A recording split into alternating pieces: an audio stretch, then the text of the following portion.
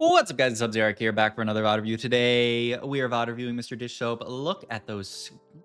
Is this is either Dish Soap is good at TFT. I'm gonna come out and say it. I know there's so many people out there who are gonna flame me for that take, say he's the worst player in North America, a fake server, the worst server of all time. But I'm gonna come out and say it. Dish Soap's good at TFT. And you know what else I'm gonna say? You should go check out Monopoly Go down there. If you download it, you can get entered into a free coaching giveaway. All you gotta do is do all these, well, not all these goals, any of the goals. Literally, the first one is just download the game. That one's give you that for free. Scan the QR code. I'm gonna get rid of it now. So if you didn't check it already, then just hop back in the bod. What do we got for an opener for Mr. Dish Soap here? We got some shapeshifters and a Nico, maybe, to go with the shapeshifters. Definitely down to sell that Shen. This Shen unit, quite not a good guy in the early game. I think I am just so unimpressed with Shen in the early game. And Dish Soap here, he sees the Lilia pair and says, you know what, I'm actually more likely to play around Lilia than I'm the other stuff, which is kind of interesting. All right, big decision coming soon if we don't get any more gold is what are we selling and what are we buying here? Let's see what we get from our minion orbs. Okay, so no gold here. Okay, and he's already making the call there. So because you can hold Ashe pair. Ashe pair doesn't really line up with any of the units that we're holding. You definitely want to hold Soraka pair because we already have Seraphine and, you know, Seraphine, Soraka too. Like, we could very well have a good opener with that. I also feel like we really want to hold on to this Cog Mog. So I'm kind of curious how we end up actually holding on to that. Because obviously, like, buy this, and then you could sell this. But then what else are you selling to hold Cog Mog? I don't know. Like, I think I might have actually sold some of this stuff and played more into the Shapes opener here. But interesting. Maybe he's actually looking at selling Seraphine and just hard committing, especially with these items. Maybe you can make the argument. Okay, so he sells there. Is he... Okay, so he sold... What was that? Ashe? What else did he sell here? He sold Ashe and...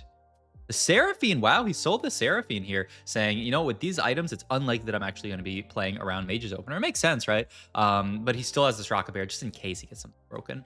All right. First augment, Spoils, Portal Crest, Patient Study. The only slam we really have here is, well, there is a Sterax, but from this spot, it doesn't really make sense. Sunfire makes a decent amount of sense if we hit like a Lilia 2 or like one of these Shapeshifters 2-star. Portal Emblem, I don't really love it in this position just because like our items aren't amazing for it. Sword tends to be a bad component of that because you don't really want to make a Shojin. Patient Study actually doesn't seem bad. Just play Lost Streak from here just because like we don't really have the greatest spot ever, but we'll see. Rolls the first one, gets Crown Guarded. Once again, I'm not that hyped for that. I would just roll Portal Crest here, default Patient Study. We had Salam in here, which is similar to Patient Study, but the upside is that you can actually like feel okay about winning combats. The downside is that you don't get that extra 1 XP, but you know, you also get the value of getting an extra component from Slamming. I love Slamming, so I would be down to just rip this, and looks like Dish Soap is down as well. Doesn't pick me up that Soraka too, so maybe regretting selling the Seraphine, we'll see. But he opts to level up here. He got the Gargoyle out of, he must have picked up, that was Cloak, right? From Slammin'. So he opts to just make a Gargoyle here, has the belt open as well. Not 100% sure what the direction is yet, actually, because, you know, Gargoyle belt, really, really nice items for like a Rakan later if he wants to play towards like Callista.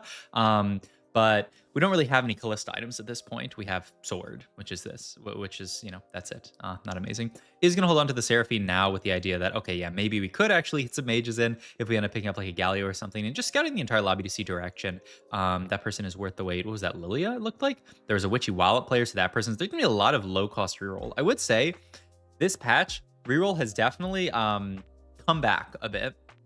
You know, the last few patches have been like a decent amount of 4 cost and some reroll, but there are people out there who are saying like 4 cost sucks. And I don't know if I would go that far, but there's definitely a resurgence in reroll. Ari reroll is a lot better now, and that was one of the kind of hard to play reroll lines. Mages definitely hurt, but still playable. Speaking of which, we do have a Galio here, so if we wanted to, we could think about getting mages in here. The problem is we have to lose Bastion Witchcraft, and ooh, so we're just gonna go for the aggressive level here. And yeah, I mean, I like this. We still get to keep Bastion, which is the most important trait. You can't really cut Bastion here because you have a Lilia too. But you still get to get mage in here. You lose the witchcraft, which is fine. And we're still going to make gold, which is actually kind of crazy here. But just the amount of XP that we got from Slammin' is putting us into a good spot. So Dish Soap, you know, the opener looked fine, but I feel like this is such a Dish Soap thing to do. We had a decent opener, and we already turned into a win streak opener. Also, I feel like there we go. My camera is always, I don't know how it happens. My camera gets like 1 pixel to the right, and you can like see through me a little bit. All right, belt and sword open here. We're definitely looking for like a Shojin. If we can't get that, I don't know. Are you ever gonna make a Sunfire here? I mean, it's a slam. It'll keep your streak. I'm not making an even Shroud, so I guess maybe you could take that. I don't really want to take Magic Mirror here. We have a lot of one cost sitting on this board, and not even any pairs. So I feel like you would never pick this up. There's no good outcome actually. The only good outcome is you find a Soraka, and then you find 3 more Sorakas in your next shop, and then you have Soraka 3. But outside of that, seems pretty bad. So Dishsoap obviously not going to pick that up, and yeah, we'll just sit on this board for another couple of rounds, and we'll see. Dishsoap very, very much just playing tempo TFT, just slamming items that are good in the moment, and then almost kind of seems like he's doing the thing where like we'll figure out what we're playing later. We'll figure out when we get there. But honestly, he's scouting so much, he probably has some ideas in his head already. It's just Sunfire Cape is such a I don't know. It's an item that I feel like has fallen out of favor. This used to be, everyone would want to slam Sunfire in the early game just because it was such a spike. But nowadays it's just, the source that you can get heal cut from stuff like Morello and Red Buff. It's just so much. It feels so much better because you can apply it to the backline. You can apply it to like the entire board if you throw it onto units that have huge AOE. So I don't know. It feels like Sunfire's fallen out of favor a bit, but hey, Dishsoap slams it to 5 streak here, and I mean, I would imagine he is quite happy about that. Gonna use the free remover here, of course. We could get Fairy in as our level up. We also potentially have this like Hecarim that we could hold on to. Maybe a slightly better unit than Poppy, but if we get a little bit more gold here, I could certainly see us just pre-leveling here just to ensure that we get the kind of free level up here. Though we could also end up just making gold here if we get a little bit more, though. I don't know if he wants to sell Hecarim, and yeah, he's going to for the pre-level, which I think makes sense. And he also gets a Shojin to slam, which is fantastic. And he opts to play Bard as his plus, Bard as his +1 to get Sugarcraft in. He also did hold that Hecarim to play over the other guy, which makes sense. I mean, Shojin doesn't even. I mean, you have to make it here probably, just because it's a good slam and you're on a 5 streak, but doesn't mean he even necessarily has to play towards something mages like. His spot's still really, really good to play. Even just like Varus is fine, and he's holding onto the Hecarim and stuff. Shojin, not the best item on Varus, but not the worst at all. All right, next augment here. Unleash the Beast, 3's are crowd keepers. I don't really love any of these. Maybe you could angle Unleash the Beast, throw that into like your Hecarim one. Ugh, I don't love it. I don't know. You could just throw it onto the Lilia for now, and then play towards like Warriors. I don't love that comp though. Roll the Clockwork Accelerator, not great. Golden Quest. I mean, so we don't actually have an Econ augment. Our augment is not giving us our Econ. It's giving us XP. But we do have a huge, huge win streak here. And oh my God, he's going to go for it. 63 gold at this point, huge win streak. Every round that we keep the win streak here is incredibly big for us. Now, a quick scout shows that there's some scary boards in this lobby. So I don't know how long we are going to keep our streak, especially because we are 0 combat augments at this point. But yeah, I mean, I think it makes sense because he had this augment, he gets to be 60 gold here, so he's definitely richer than you would normally be in this spot. But I think, yeah, he's immediately going to lose his streak now when we fight this Lilia 3 worth the weight board, which makes sense. So sadly, we lose the streak there. But I mean, this is just going to be a Dishsoap fast 8, fast 9, use the Golden Quest. Statistically, this augment is quite bad, unless things have changed very, very much recently. Let's pull it up. A Golden Quest. Yeah, a 5.25 is what I'm seeing. So, yeah, one of the worst augments in the game statistically, but augments in TFT are so spot dependent. It matters so much what you go into that augment with. It's just that's one of the things I really like about TFT, and one of the things that I think a lot of people miss. And honestly, I miss it myself sometimes, where I say that augment's a 5, so I'm never taking it. But that's not how it works. Sometimes an augment that is a 5 can be really, really good in your spot, because you're going to get to the point where if we get to a Golden Quest cash out this game, then obviously getting a 2-star 5 cost with an Orin item and a regular item is very, very good. Rod here, I think, makes perfect sense. We're probably playing towards some kind of AP carry with this Shojin. And even if we, like, worst case scenario, if you want to play some AD setup, I don't know, you could still probably make it work. But okay, this is our setup. Obviously not going to pump any XP. He hovered that Nunu for a second. I thought he was like thinking of, I don't know, leveling, but doesn't even make sense. But yeah, obviously we're not going to pump any XP. We just need as much gold as possible to get to that magic number 175 big ones, which we're not that far off of at this point. And oops, Soraka. I mean, the Soraka unit is so good after the buffs to her and to Seraphine. Like, I feel like this opener has just become so insane. Like, Soraka just does so much work. This is like a Soraka 2 just destroying really, really strong boards. But yeah, I mean, 100 gold at this point here. Yeah, it's not bad. I don't know why Dishsoap's like like moving his units around so much, like taking them out and putting them back in, just trying to figure out what strongest board is, I guess. And he's going to play the Shen over the Nunu. I mean, I guess that's why he's doing it. He's looking at every shop. He's using every piece of the Mork Dog here. You know, he's making sure that he has the right units on the board at the right time. Because hey, having a Shen on this board, save 1 HP. 1 HP could be your entire life because we are going to lose a lot of these fights up until we get our big cash out. So good play by Dishsoap to make sure that he's always playing strongest board. It's I think it's something that a lot of people glaze over. You know, a lot of people say like, oh, the Shen versus this, you know, like how much of a difference it is. Is it? It's actually kind of interesting that he opts to go the other way now. This does give us 1 more gold, and so maybe his thought is like, I'm gonna be selling this stuff soon, so I might as well. But it's kind of interesting that he played the Shen for 1 round and then sold it. Maybe he, at the end of the day, said maybe the Shen's weaker. All right, we can evaluate how expensive our board is, and ooh, yeah, let's we should. I mean, these slams look really, really nice. Was there anything else that's really slammable here? Not really. I mean, I like the Deathcap Spark a lot. I didn't pause before it, so my bad. But this gives us the Shred that we were lacking, gives us Deathcap, which is like the best AP item. So yeah, this looks great. But yeah, 133 gold here. We need to get to 175. Our board is quite cheap. It is only worth what is that, 14 gold, and then we have a 15th gold on the Seraphim. So we only have another 15 gold, so we need to get to the gold number of 160, which is a lot, though we're not that far off, especially with the loss streak, and obviously we're making 5 every round, and we'll see what this this augment is here. I mean, Duo Q gives us stuff to play around. It gives us items. If we don't like the 5 cost, we can sell them for gold as well. I mean, that looks pretty good in our spot here. There is also the idea of taking like Portable Forge. We don't know what we want yet. So that's 145. That's still not enough, right? Because this selling both of them would bring us to 155. So I think you chill for another round, and then maybe next round you do it. We also got a full red buff, which is quite humorous. And Dishsoap's actually going to make it. I think this is a play that a lot of people would not do, but it makes a lot of sense. Just actually make the red buff here onto the Bardo.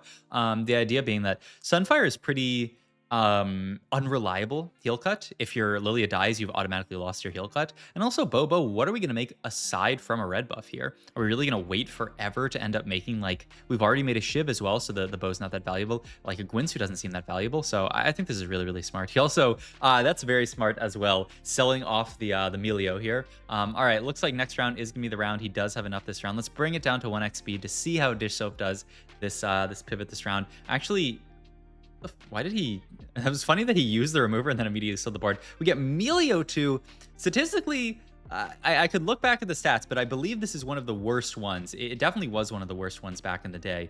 But, you know, certainly stuff that you can build with. It gets a Taric in, gets a TK2 really, really quickly, and this Hecarim, getting the Arcana in is really, really nice here. We maybe, ooh, Taric 2 is nice as well. He's got a lot of tanks on this board. And he does have Scholar in as well with the Ari, so this is nice. Does he have, who's he have the Arcane Selector on right now? It's on Ari right now. Oh, beautiful from Dishsoap to make sure. Prioritization at that point is really, really important. So you know what he says? He says, I need to prioritize getting the Arcane Selector on the Tahm Kench because that's the only thing that I can do. I need to do that at the start of combat. Really, really good stuff. It's similar to like when you want to slam items that have start of combat effects like Crown Guard and things like that. Just nice to see Dishsoap prioritizing that because, hey, maybe that could end up, you know, if you fought someone really strong, being something that swings the fight. We got Chain open here. Val looks really, really delicious here. Yep, just throw that onto Tahm Kench. You'll love, love, love to see it. It's also funny that he has the red buff stuck on Ari, which is like, I don't know, not ideal, but I guess his idea is that if he puts red buff onto the Xerath, he's going to do 0 damage. Also kind of funny that we even have Shiv Melia, which like seems kind of suboptimal. Dishsoap can actually continue to roll here. His board looks good, but I think his read is that the board's not strong enough to actually like, you know, like win out or anything like that. But now that he has this Rise 2, he says, you know what, this is good enough. It's actually pretty tragic that he used that remover earlier because he could move the red buff from the Ari over to the Rise, and then Rise would be getting prioritized for Melio items, but it's okay. We do have a lot of items flying around here, and Dishsoap at this point probably, oh, the Sun is so good here. What do you take? I guess it has to be Anima, and then I mean, I don't think anything else really makes sense. Anima and Chalice? Sure, I like Chalice. And then, yep, this looks good to me. All right, that is a fantastic charm for us. We are way ahead of the lobby in Econ. This is obviously going to delay our level 9, but Melio farms his gold, gets us right back. But the nice thing is we have the the Slammin to pre-pump our levels a little bit to get us closer there. And we're also really, I mean, that roll down was fantastic for us, honestly. The fact that we had the TK2 and the Tarek 2 so quickly made it really, really easy for us to stabilize. So, I mean, this is a great spot. And he's even just got the random Rumble 2 in here. I'm sure he wants to fit in an extra Scholar. He's looking to try to get the Zoe onto his board. But he also doesn't want to cut any of like the Arcana units. The most cuttable is probably Xerath. The problem is that Xerath is holding a bunch of really good items. So yeah, he doesn't want to go for that. And I mean, he can level this round because he's that rich. Gonna move these items over. Ooh, I mean, I love this. I love this. Don't you just have to take like a redemption? I don't really see what else you could take. But I love this. Why not? Why not spread these items out? Because we have Emilio with like he's going to guaranteed cast with all of the starting mana. So we might as well just spread items out. This is kind of similar to the YUI1 VOD that I VOD reviewed, where he, had an early Emilio and he was playing around it and just spreading all his items out. People have gotten so much better at this as we've gotten further onto the set. And yep, boom, the second we see the rise, we now move the items over. It's kind of interesting that he moved Chalice over because I would think that you would want more space for good rise items. The downside to not putting Chalice there is that if you threw Chalice onto Ari, then she is equally getting prioritized from Rise. So I think he's just playing for his strongest board for right now. And like maybe down the line, if we get another Rise item, we can move the Chalice later because then he'll be 2-item Rise at that point. So we'll get prioed over the 1-item theoretically Ari. But I mean, the board looks great. I mean, I love how Disho played this out. I love how he played the entire game. And that roll down was clean, man. He just found everything that he wanted. And I mean, he knew from the start. Like, I really love that he didn't get too dizzy seeing the Melio. I think I like just comparing Dishsoap to myself, probably two great TFT players, when you combine our LPs, you get to like 2000 at least. But yeah, like I think something that I would have potentially done in that spot that would have felt really, really bad is kind of got baited by the Nora and say, oh, maybe I should hold this Nora and like maybe she'll fit on the board somehow. But how? How is Nora going to fit on that board, especially when we're doing that big roll down? You just have to roll down for a very, very solid board, and Arcana is really, really easy to play around. You can fit Arcana in with basically everything. What do we want here? I was looking at like maybe JG or Guardbreaker. Okay, but both get yoinked. I guess you could take a Hodge. He's just gonna take Steadfast for a tank item and say, you know what, fine. But yeah, I imagine we were looking for another Rise item. Oh, the Moon? I mean, we're pretty rich. The problem is, yeah, wow, he doesn't actually go for it. The problem is we already have Melio too, so like the value of the Moon is actually kind of low. It's actually hilarious that he ends up skipping over it here, even though we're in a great spot, right? We have the econ to take advantage of it. We have the HP to take advantage of it, but he's like, what am I looking for? Like Xerath 2? I'm gonna hit Xerath 2 anyway. So like why even take this charm when I could just use the econ from Xerath to get way further ahead. I think Melio also farmed as a component there, which just so I mean, he's gonna pick up, but he almost doesn't even want to pick it up. Like, it's kind of hilarious here. Also, these shots are almost looking like we have the Moon here.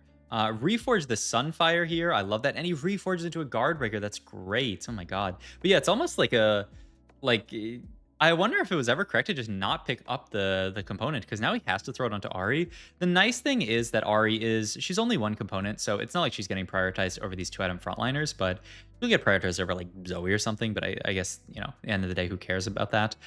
Only downside is now if we were to remove a Rise, I guess what you would do is you would put the Q cone onto Zoe here so that Zoe and Ari would both be 1-item. But still, we have a lot of 1-item frontliners. Ugh, I don't actually like that he picked up the tier, just because I mean it's a component, sure, but like he had to slam it for summon value, and now like we run the risk of our Ari getting prioritized, which is kind of funny. Ooh, sending it really, really low here actually. What was that? Did he see someone with like looking for a 3-star 5 cost or something? Ooh, that must have been it. Or this person, I don't know why he actually sends it 0 here. I could turn on his audio or something, maybe. Where is Xerath? Huh? He just wants Xerath really badly. Yeah, I'm just surprised he rolled that deep. But I mean, Xerath 2, obviously a huge upgrade. So he just goes for it. It makes sense. And he actually just makes the Hodge onto Xerath, healing onto Xerath. Not bad. And it's also just straight up damage. I mean, it makes sense. Seems like a solid item for him. I mean, it looks like we were just bowling over this lobby with how strong our board is. I mean, obviously you can roll there. I'm surprised he went like basically straight to 0. But I mean, I can't really say that it's bad. The star is very, very good. Just a solid charm. We don't really have much to star up, but just getting that shield and AP onto the rest of our board is very, very nice. So yeah, that's a solid pickup. I thought that guy FF'd for a second, but I think he just tabbed between people really quickly. But I mean, we're fighting a Rise 1 here, 6 Scholar. I think this guy can be happy that he made it this far, but you are no match for Dishsoap's insanely capped board. Triple Econ Augment, but who cares about having triple Econ Augment when your board is this good? And also, my God, continuing on the AVP that Dishsoap's, I mean, his average placements converging towards a 1. What a beast. Well, hope you guys enjoyed this video. If you did, please like, comment, and subscribe. Once again, check out the sponsor, Monopoly. Go, hit, go, go. And yeah, do all this stuff and support them. Yeah, there's the QR code for you to scan it. All right, I will see you guys in the next video. Goodbye. Also, if you've done stuff already, thank you to everybody who's already done it. Obviously, once you've done as much as you want to do, go post proof of how far you are in the game into my Discord, and that's how I can enter you into the coaching session. All right, actually, goodbye for real now.